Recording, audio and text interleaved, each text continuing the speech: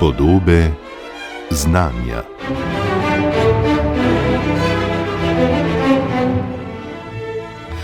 Pravijo, da je preteklost tuja dežela, v kateri ljudje mislijo in ravnajo drugače od nas.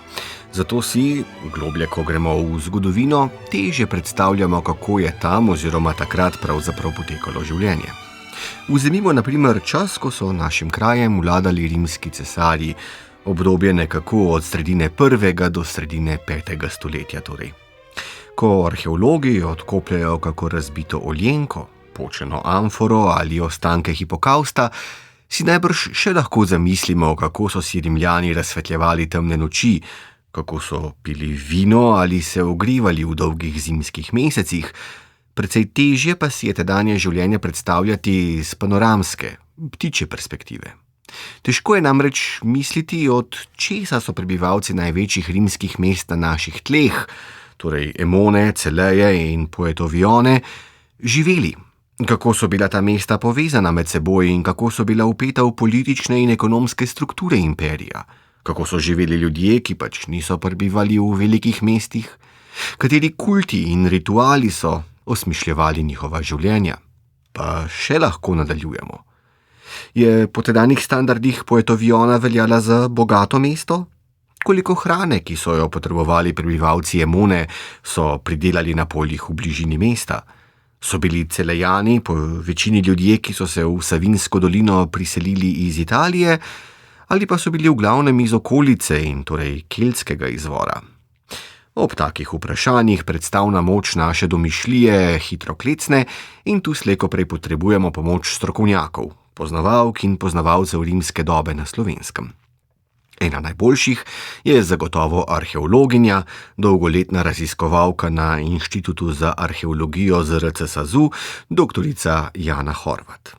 Kot avtorica, soavtorica ali urednica se je podpisala pod več kot 10 monografij in celo kopico znanstvenih člankov o rimski dobi na Slovenskem, ki nam, vzeti skupaj, v živih barvah naslikajo podobo te oddaljene preteklosti naših krajev. Nekaj fotografij, ki nam bodo to preteklost približale, bomo, spoštovane poslušalke in cenjeni poslušalci, v pogovoru z doktorico Horvat posneli v današnjih podobah znanja. Spoštovana gospa Jana Horvat, lepo pozdravljeni, dober dan. Hvala lepa za povabilo, pozdravljeni.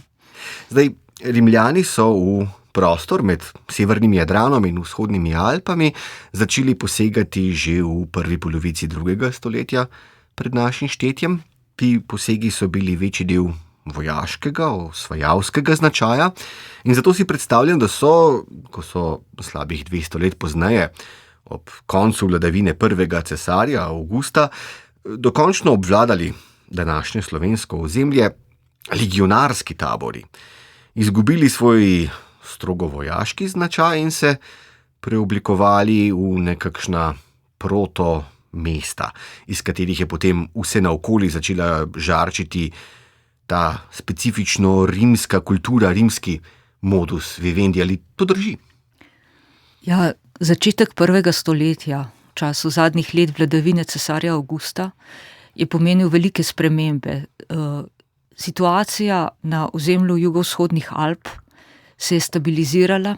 Rimljani so zasedli vse ozemlje med Jadranskim morjem in Donavo. Se pravi, kakršnakoli vojaška obramba, vojaški posegi so se počasi premikali na meje rimskega imperija, takratnega. Zelo pomembno za funkcioniranje rimske države, za obvladovanje tega prostora so bile poti, prometne zveze. Najpomembnejša je potekala iz obal severnega Jadrana, konkretno iz kolonije Akvileje, današnji Oglej, proti Donavi, proti področju, kjer sta danes recimo Bratislava in Dunaj. To pot imenujemo Jantarjeva pot.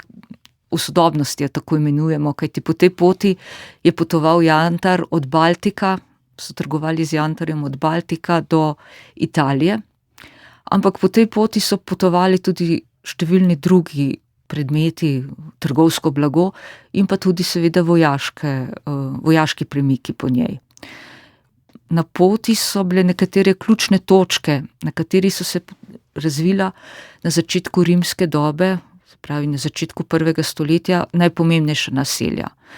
Takšno naselje je bilo v središču Ljubljanske kotline, Emona, naslednje Celje, Celeja in pa Ptuj, Petoviona, na poti proti vzhodu ob Savi pa Neviodunum, pri današnjih Brežicah, v bližini Brežic. In ta mesta so bila tudi magnet za priseljence iz Italije, najprej iz Italije, pozneje pa tudi iz drugih delov Rimskega imperija, vse od 2., predvsem pa v 3. stoletju dalje, je veliko priseljencev prihajalo iz vzhodnega dela Sredozemlja. Rimska država je bila razdeljena na določene regije. Se pravi, en prostor je bila Italija, ki je bila razdeljena na posamezna območja. Konkretno je prostor zahodne Slovenije in pa osrednje Slovenije z Emono sodil v 10. regijo rimske Italije. Drugi del je bil provinca Norik, kamor je sodil Celje, Celeja z okolico. Tretji del je bila provinca Panonija, kamor je sodil območje Ptuja in Dolenjske. V tem prostoru so stala mesta in rimska mesta so imela določeno avtonomijo, kajti ideal tega sveta, helenističnega, rimskega, grškega je, da je vsako mesto svoja država, državica. To izhaja še iz stare Grčije, s številnimi mestnimi državicami.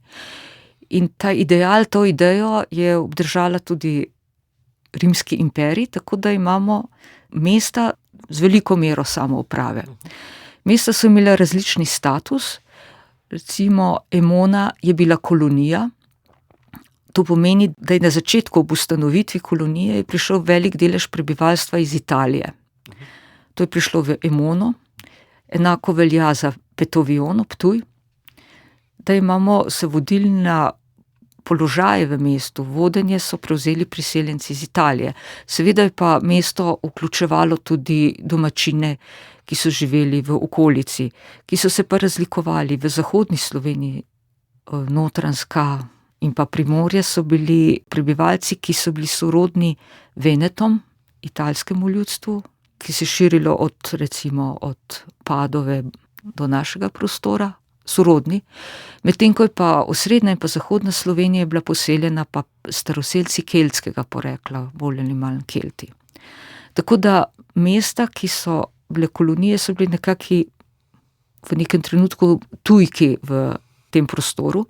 Drugače pa je bilo za Celejo, ki je bila del najprej Norveškega kraljestva, keltskega, potem pa province Norik, tukaj pa je bilo pa zelo močna keltska aristokracija, ki se je potem prevzela tudi funkcije v mestu. Ta mesta, predvsem kolonije, so začela iz nič, skoraj iz nič, tako da so potrebovala neko podporo centralne vlade oziroma cesarja, cesarske pisarne. Tako da se vidi pri raziskovanju Emone zadnjih 20-30 let se je pokazalo, da je bilo stara naselbina je bila na desnem bregu Ljubljanice pod gradom, potem pa, ko so pa se Rimljani, se pravi centralna prava, cesarska, verjetno odločila, da bodo postavila tukaj kolonijo, pa so postavili mesto na novo, na levem bregu Ljubljanice, tam, kjer so danes recimo Nuk, Cankarjev dom, na tem prostoru. In pri arheoloških izkopavanjih se je pokazalo, da so najprej zgradili obzidje in da so pri gradnji tega obzidja sodelovala vojska. Se pravi, vojaški oddelki so bili zaposleni z gradnjo mesta. To se je zgodilo v 2. desetletju našega štetja. Verjetno v času približno cesar Avgust je umrl leta 14, nastopil nov cesar Tiberij in takrat so že Rimljani premagali veliko upor ilirskih plemen oziroma dalmatskih, panonskih plemen na centralnem Balkanu, današnji Bosni, Slavoniji. To je bil upor leta 6 do 9, se pravi, premagali so jih, zadeva se je pomirila, vojska je imela verjetno čas in so gradili to mesto. Hkrati so verjetno dokončno strasirali in utrdili cesto, ki je vodila iz Italije proti Emoni.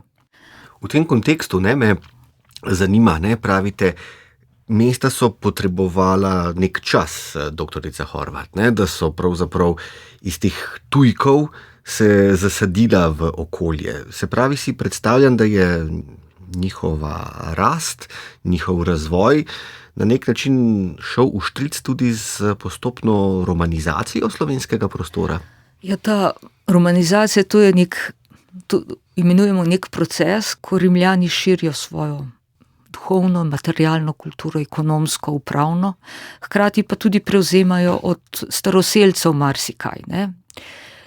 Ko so ustanovili kolonije, so tudi en del zemlje, ki je bil na razpolago, razdelili novim naseljencem. To se po eni strani kaže, po drugi strani pa se je pokazalo, da so tudi staroselci na večino področji današnje Slovenije, v srednji in pa vzhodni Sloveniji, opustili svoja stara naselja, ki so bila grajena na višinah, utrjena, obzidana, morda tudi na zahtevo novih gospodarjev tega prostora, in se preselili v dolino. Se pravi, spremenila se je celotna podoba poselitve našega prostora. Ob cestah so nastala nova naselja, tudi priseljencev, se pravi mesta, in pa staroselcev. Poleg mest, teh velikih mest, samoupravnih, avtonomnih mest, so nastala tudi manjša naselja, kjer pa je verjetno prevladoval staroselski živelj. Se pravi, to govoriva o Vrhniki oziroma na Porti? Vrhniki, recimo Trebne, Pretorium Latobikov, Trebne, Kolacijo, Stari trg pri Slovenj Gradcu. To so ta naselja, kjer so imeli neko upravne funkcije znotraj upravnega teritorija posameznih mest. Pa so bila to razmeroma premožna, bogata mesta? Sprašujem preprosto zato, ker ste omenili prejle, da to osrednjo prometno žilo, ki vodi od Ogleja proti Dunaju in Bratislavi danes, da ji rečemo Jantarjeva pot. In to seveda pričara neke predstave o bogastvu, o nekem lagodnem, materialno preskrbljenem življenju. Ja, mesta v rimskih očeh so morale mesta imeti določeno materialno infrastrukturo. To je bil forum, se pravi osrednji trg, upravna stavba bazilika, osrednji tempelj ali pa več teh svetišč. Obzidje ni bilo nujno. Emona ga ima, druga mesta na našem prostoru ga nimajo. Tudi največje mesto, recimo Petoviona, nima obzidja, pa je mnogo večje kot ostala mesta v tem prostoru. In potem v mestih se je koncentrirala tudi obrti, so se skoncentrirale, trgovanje je potekalo, trgovanje je bilo zelo intenzivno, kajti neka določena prednost rimskega sveta, ki je segala od današnje Portugalske do Sirije, v smeri vzhod-zahod, je neko enotno tržišče. Tako da so trgovsko blago je krožilo po vsem imperiju, čeprav trgovci so plačevali carine in pametnine. Kadar so prečkali meje province ali pa meje Italije, so bili dolžni plačati neko vsoto ali pa na prehodih prek mostov. To so bile neke metnine, ampak še vedno te obremenitve niso take, da bi zavrle trgovanje. Tako da je na naš prostor so prihajali izdelki najprej iz Italije, na začetku v 1. stoletju vidimo olje, vino, tudi keramične posode, fina keramika, steklo, naprimer, marsikaj, kar se pa tudi ni ohranilo med arheološkimi ostanki. Kajti v 1. stoletju pred našim štetjem, v 1. stoletju našega štetja je prišlo do vpeljave novih tehnologij v obrti in pa v proizvodnjo. Proizvodnja se je zelo razcvetela in se je začela širiti tudi ven iz Italije. Je pa značilnost te družbe rimske bila taka, da v glavnem presežke ki so jih dobili iz trgovanja ali pa iz proizvodne, te, ki so obogateli s tem, se pravi elita družbena, je raje vlagala v zemljo in v bogate zgradbe, svetišča, amfiteatre, teatre, ne pa toliko nazaj v proizvodno. Tako da se je proizvodnja najprej razširila ven iz Italije in potem začela stagnirati.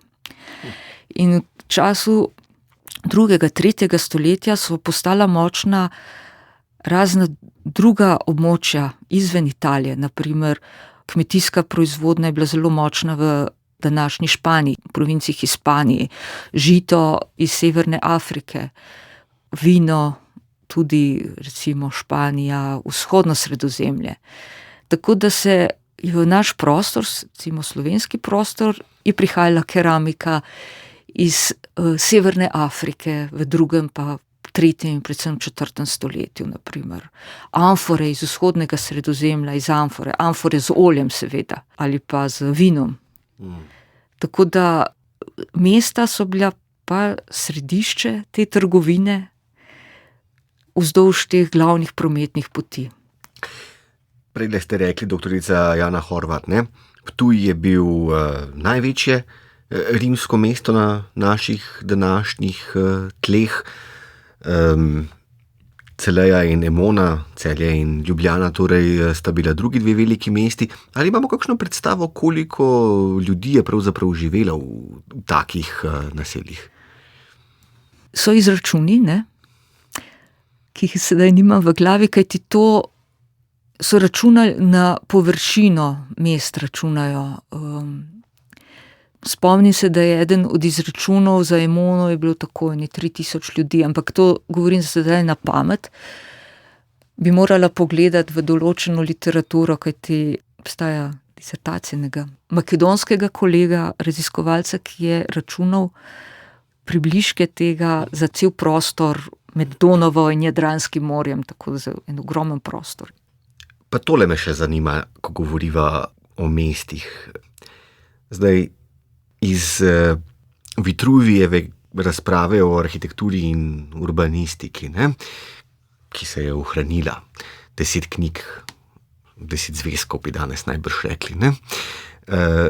Tam je predstavljen nekakšen idealen načrt za mesto, kakor so si ga predstavljali Rimljani, ne. Se pravi, imamo opravka z 2 osrednjima mestnima arterijama, eno, ki poteka recimo v smeri vzhod-zahod, druga, ki poteka v smeri sever-jug, Cardo in Decumanis sta to, ne. Ali ta idealni tip gradnje mesta zasledimo tudi v slovenskem kontekstu, ali pa če treba upoštevati, da lokalne geografske in kulturne značilnosti vendar terjajo določeno prilagoditev te idealne matrice? Recimo, Emona je verjetno grajena zelo v tem smislu. Z pravokotno sekajočimi se ulicami, pravokotnimi stavbnimi bloki, z osrednjim trgom in upravnimi stavbami in svetiščem. Tako je grajena tudi Celeja.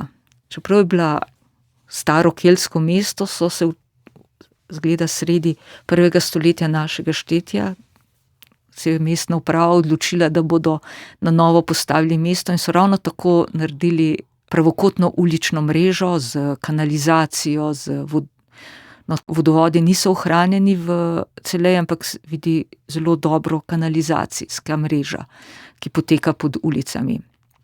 Ptuj, Petoviona je večji problem, ker leži na 2 rečnih bregovih in ima daljši razvoj, preden je postala kolonija, kajti v Petovioni je bila najprej stacionirana vojska skoraj celo stoletje, se pravi, bil je vojaški tabor, bile so pomožna naselja spremljajočih trgovcev in obrtnikov, ki so bili pri vojaškem taboru, in se pravi, da je imela že neko predzgodovino poselitveno, tako da je mesto razpotegnjeno ob glavni cesti, ki gre od Celeje proti Donavi, se pravi ob mostu, ki je tukaj čez Dravo.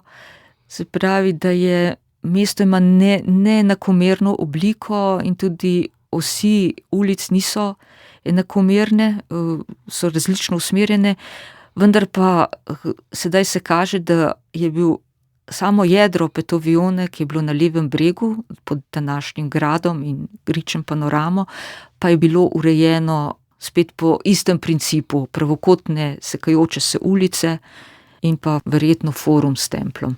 To pomeni, da se Ljubljančani, Ptujčani, Celjani ne bi prav dobro znašli v svojih lastnih mestih, če bi s časovnim strojem odpotovali 1800 let v preteklost, kaj ne? Ja, Celjani mogoče, ker so ulice današnjega Celja približno tako usmerjene.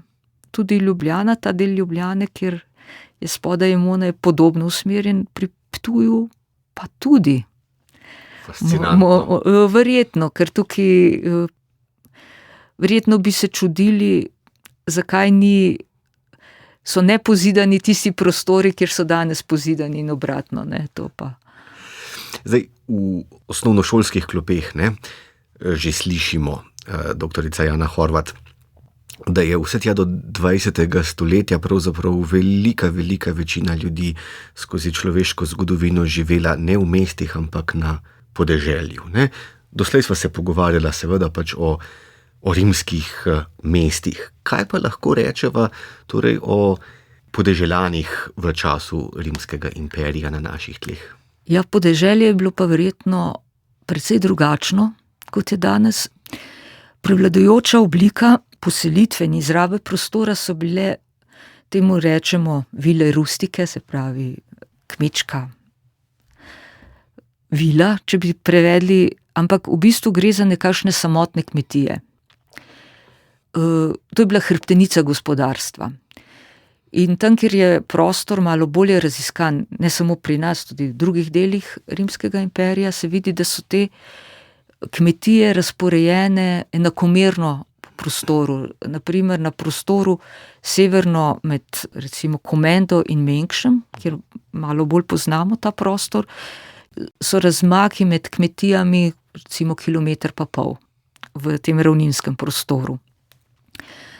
Ampak vseeno pa še obstajajo nekatera podeželska središča, ki so bila malo večja, ki pa za razliko od mest nimajo nobene, niso bile neke urbanistične ureditve, ni tako značilna, ni nobenih recimo znakov nekih svetišč, kamnitih spomenikov, ki so drugače zelo značilna za rimski prostor.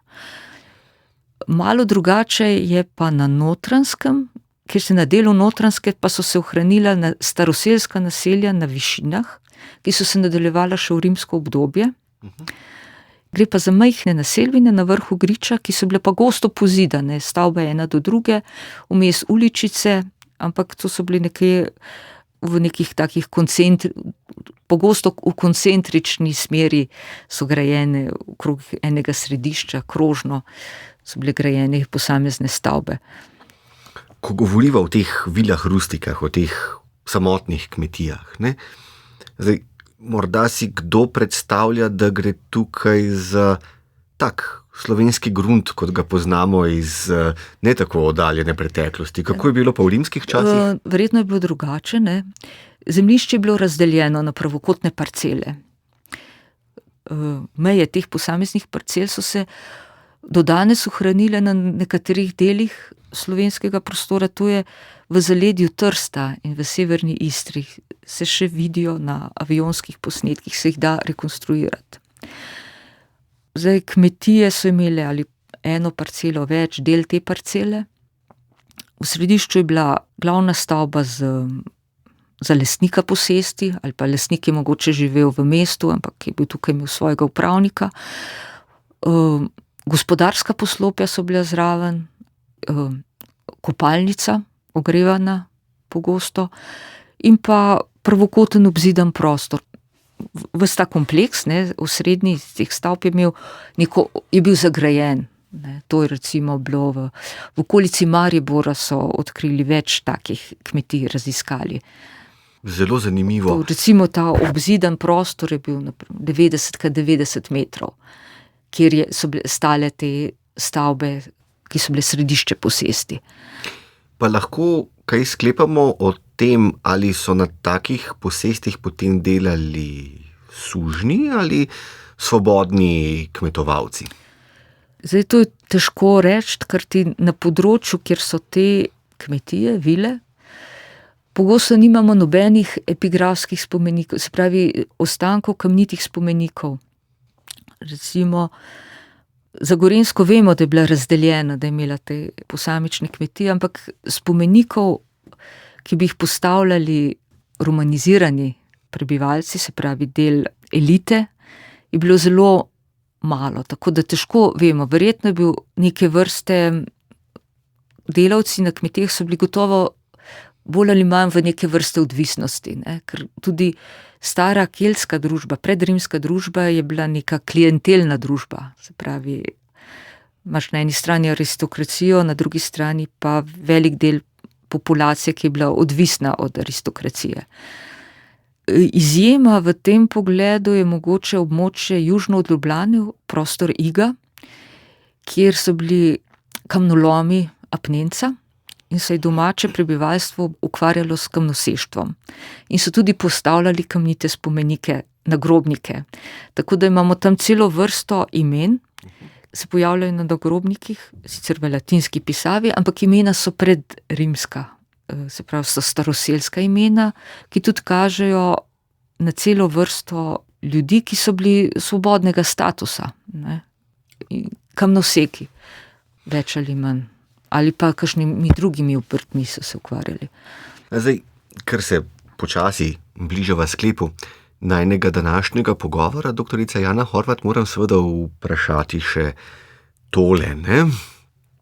Predstavljam si, da je življenje potekalo v svojih običajnih ritmih skozi dolga obdobja, dolga stoletja, ampak da je bilo na nek način to življenje tudi mirno, lagodno, materialno vedno bolj preskrbljeno za pomemben del prebivalstva. Ampak potem v sredini ali drugi polovici 3. stoletja rimski imperij doživi tisto veliko krizo, obdobje vojaških cesarjev, ko centralna oblast pravzaprav pride na prepih, ko se z cesarski lovorjev venec začno potegovati poveljniki legij iz celega imperija, država potone v niz državljanskih vojn, ki precej spodkopljejo seveda socialno kohezijo, ekonomsko moč države, iz česar se Rim, to vidimo potem na dolgi rok, nikoli zares ne izvije več, ne? Saj cesarji Aurelijan, Dioklecijan in Konstantin, ne, stabilizirajo razmere. In nekaj časa se zdi, da se bo moč vrniti nazaj v stare tirnice, da bo mogoče stopiti še enkrat v isto reko, ne? Ampak ko germanska plemena z onih strani Rena in Donave pritisnejo na rimski imperij, se potem proti koncu 4. in v 5. stoletju država, predvsem na zahodu, sesuje kot hišica iz kart. Kako hitro se na načinu življenja, ki ga lahko opazite arheologi, ko preučujete razmere pri nas, na naših tleh, ta velika zgodovinska kriza rimskega imperija odrazi v materialni kulturi, v razvoju ali zastanku razvoja mest, ki tukaj stojijo.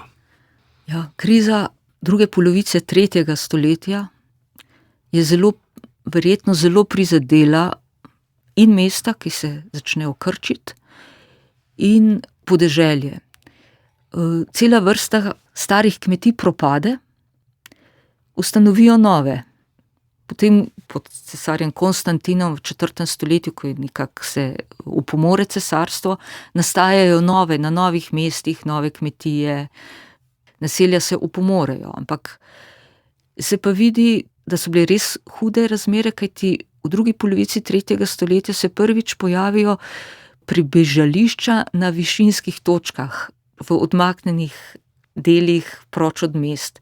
Očitno se je del prebivalstva pobegnil pred vojskami v zavetje teh gozdov, hribov, Potem so se vrnili v mesta nazaj. Življenje se je nadaljevalo recimo do konca 4. stoletja, ko pa začnejo spet najprej državljanske vojne, potem pa pritiski germanskih plemen, na koncu Huni, ki pridejo v srednje Podonavje, so v bistvu uničujoči za ta prostor. Takrat nastajajo naselja na višinah, sprva še v bližini mest, na nekak manjših točkah, recimo eno tako tipično je Ančnikovo gradišče nad Slovensko Bistrico, na obronkih Pohorja, naselje majhno, utrjeno iz konca 4. začetka 5. stoletja.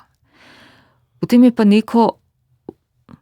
sredina 5. stoletja zelo huda kriza, ko niti ne vemo, kaj se točno dogaja, ampak v drugi polovici 5. stoletja povzniknejo nove naselbine, ki so zelo daleč, zelo odmaknjene, na zelo varovanih področjih. To je prostor Kozjanskega, kjer nastane celo vrsta malih naselij, branjenih v labirintu teh ozkih dolin in gričev, skriti pred vsemi. Nastanejo naselja po obronkih, recimo Karavank, Kamniških planin, na Notranjskem določena naselja. Mesta so pa opuščena, ne. V 3.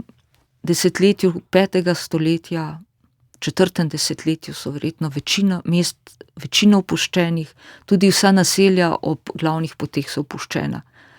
In tudi ceste so opuščene, glavna pot, ki je vodila čez Vrhniko, Hrušico na Ajdovščino, so jo opustili, so jo nehali uporabljati, ker je bila preveč izpostavljena, ampak začnejo uporabljati take odročne stranske poti, kot je recimo pot od izvirov Krke preko Bloške planote, Cerknice in potem naprej v Italijo. Nevarni časi so bili to potemtakem, ne? In v tem kontekstu moramo vprašati še tole, ali sem prav nekoč slišal, da naj bi znano hrvaško letovišče v Istri, Novigrad, pravzaprav ustanovili begunci iz naših krajev, iz okolice Celja ali kako? Novigrad se je imenoval v tem zgodnjem srednjem veku Emonija. Emonija, se pravi, zelo možno je, da so ga ustanovili begunci iz Emone.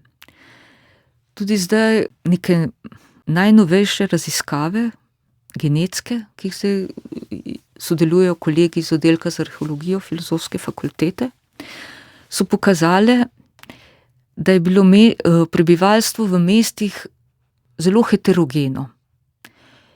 Prebivalci, to, kar je sedaj bilo raziskano, recimo na Rifniku, to je ena od višinskih naselbin konca 5. 6. stoletja, pa je genetsko zelo enotno. In ta trenutek, pravi, to je mogoče prehitevam, kaže, da so se prebivalci mest umaknili proti Italiji, proti Istri. Istra je bila vedno zavetna, odmaknjena od teh poti. Medtem ko so se pa podeželsko prebivalstvo, ki je bilo pa manj heterogeno, se pa je umaknilo v te odročne kraje. Se pravi, prebivalci mest, ki so bolj živeli od obrti, trgovine, so se umaknili, te, ki pa so imeli zemljo, posestniki zemlje, ki so živeli od poljedelstva, pa so tukaj ostali. Samo da so se malo premaknile naselbine. Doktorica Jana Horvat, fascinantna je podoba rimske dobe na Slovenskem, ki ste nam jo zdajle izrisali. Žal sva izčrpala vse minute, ki nam jih namenja oddaja Podobe znanja za pogovor, in vsa pojasnila pa se vam seveda najlepše zahvaljujem. Ja, najlepša hvala za to priložnost. Vam, spoštovane poslušalke in cenjeni poslušalci, pa seveda najlepša hvala za pozornost. Srečno!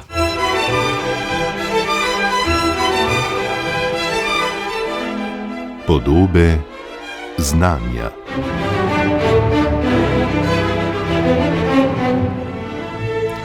S tem smo prišli do konca tokratnih Podob znanja. Gostja pred mikrofonom je bila doktorica Jana Horvat. Oddajo, ki lahko prisluhnete tudi v obliki podcasta ali jo poiščete na spletni strani programa Ars, sem pripravil in vodil Goran Dekliva, zvočno pa jo je oblikoval Liam Samsa.